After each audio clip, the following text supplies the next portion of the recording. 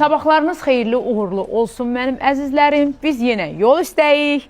Mən Naxçıvanı sevirəm, Naxçıvan da məni sevir. Və mən yenə gedirəm Naxçıvana. İndi çox gözəl bir konsertə gedirəm və dəvət elədikləri üçün bütün Naxçıvanın hərbi hissədə əziyyət çəkən, hərbi hissədə olan bütün qulluqçularına öz təşəkkürümü bildirirəm. 26-sı biz Naxçıvanda olacağıq və əskərlərimizlə görüşəcəm. Mən həmişə gedəndə bax beləcə mənim evdəki komandam və başda mamam məni belə yola salır. Sağ olun. Mən artıq Naxçıvandayam. Öz doğma elimizdə, obamızdayam və Naxçıvan çox gözəl bir yerdir. Sevirəm mən buranı. Bilirsiniz, bu günlərim 26 iyun Silahlı Qüvvələr günüdür və bütün əskər və zabitlərimizi, hərbidə əziyyət çəkən bütün igid oğlanlarımızı təbrik edirik. Təbii ki, şəhidlərimizə Allahdan rəhmət diləyirik, qazi qardaşlarımıza isə can sağlığı arzuluyuruq. Bağışlayın, bu nə modelidir Cəmal? Skrapelli.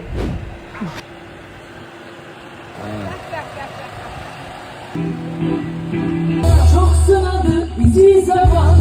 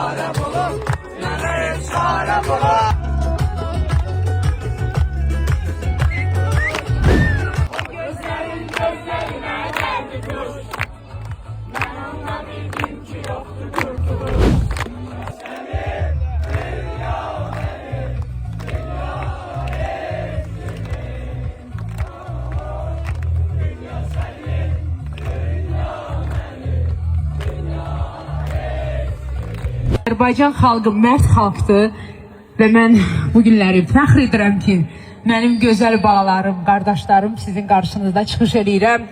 Gəlin bu gözəl bayramı ürəkdən almışlayaq! Bayramımız mübarək olsun!